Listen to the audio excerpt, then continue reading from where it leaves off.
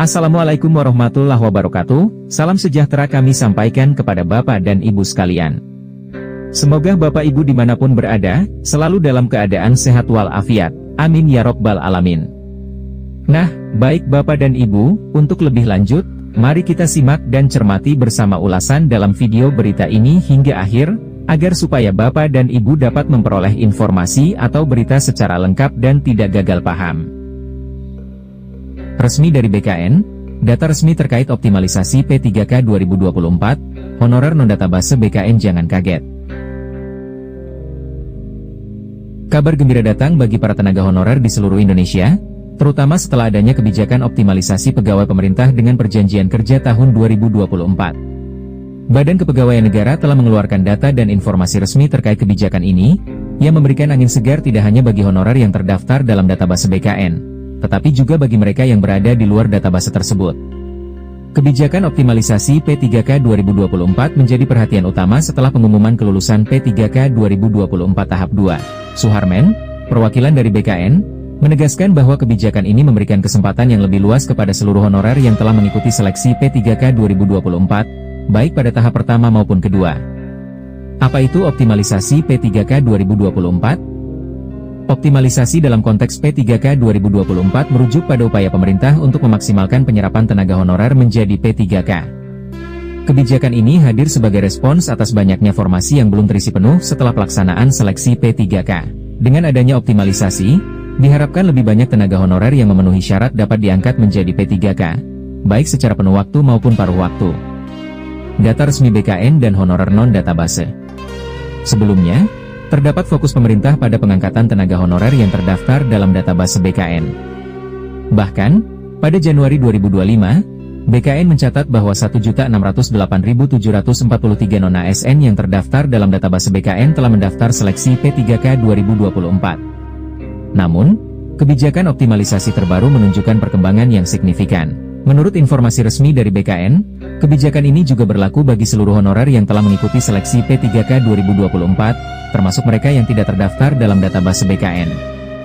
Ini berarti, para honorer non-database yang telah berpartisipasi dalam seleksi P3K memiliki peluang untuk dipertimbangkan dalam skema optimalisasi ini. Kriteria optimalisasi P3K 2024 tahap 2. Meskipun belum ada pengumuman resmi yang sangat detail mengenai mekanisme optimalisasi untuk honorer non-database, beberapa kriteria yang mungkin dipertimbangkan dalam optimalisasi P3K 2024 tahap 2 adalah pelamar prioritas, termasuk tenaga honorer kategori 2 atau peserta lain yang ditetapkan sebagai prioritas oleh instansi terkait.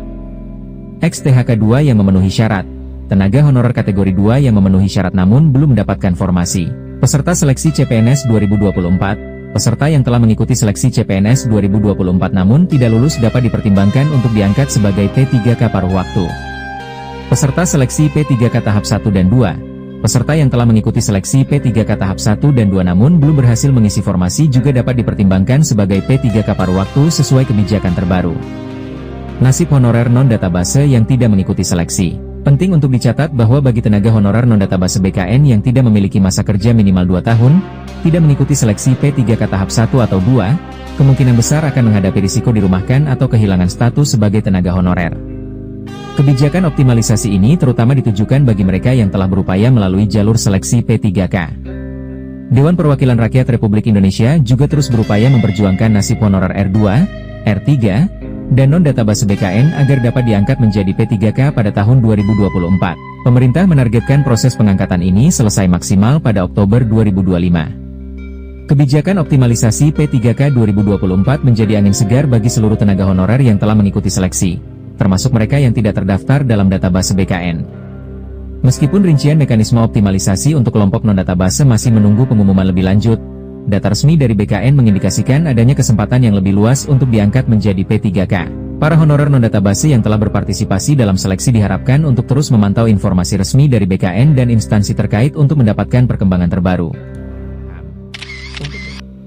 Seleksi P3K 2025 akan dibuka untuk umum. Ini perbedaannya dengan P3K 2024 yang perlu diketahui. Pemerintah direncanakan kembali membuka rekrutmen pegawai pemerintah dengan perjanjian kerja tahun 2025. Berbeda dari tahun-tahun sebelumnya, Kemenpan RB RI telah mengumumkan bahwa seleksi P3K 2025 akan dibuka secara umum, Artinya tidak lagi difokuskan hanya kepada tenaga honorer. Ini menjadi perubahan besar dibandingkan format seleksi P3K 2024 yang lebih banyak memberi prioritas kepada tenaga honorer. Langkah ini menjadi bagian dari reformasi sistem rekrutmen ASN yang lebih terbuka dan kompetitif. Perubahan format ini memunculkan berbagai pertanyaan, terutama bagi mereka yang sudah mengikuti atau mengetahui mekanisme seleksi P3K tahun 2024. Apa saja perbedaannya? Bagaimana peluang bagi pelamar umum dan honorer? Berikut adalah perbedaan utama antara P3K 2024 dan P3K 2025. Sasaran peserta. P3K 2024, seleksi lebih banyak diarahkan kepada tenaga honorer atau non-ASN yang telah bekerja di instansi pemerintah. Ini merupakan bagian dari kebijakan pemerintah untuk menyelesaikan masalah tenaga honorer secara bertahap. P3K 2025 akan dibuka untuk pelamar umum. Artinya, siapapun dari masyarakat yang memenuhi syarat bisa mendaftar, baik yang sudah bekerja di instansi pemerintah maupun yang belum. Skema seleksi P3K 2024, terdapat jalur prioritas bagi pelamar yang telah lama mengabdi sebagai tenaga honorer. Bahkan, dalam beberapa formasi, seleksi dilakukan tanpa tes atau hanya seleksi administrasi dan kesesuaian.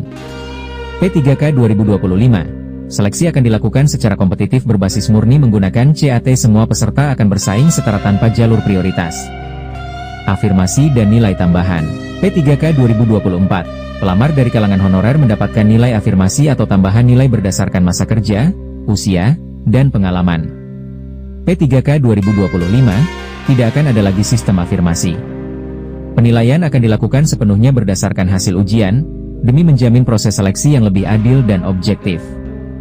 Tujuan kebijakan P3K 2024, fokus utamanya adalah menyelesaikan permasalahan tenaga honorer yang telah lama mengabdi namun belum mendapatkan status ASN. P3K 2025, menyaring ASN yang kompeten dan profesional tanpa mempertimbangkan status kerja sebelumnya. Ini bagian dari reformasi birokrasi untuk menciptakan ASN yang berkualitas. Persaingan yang lebih ketat.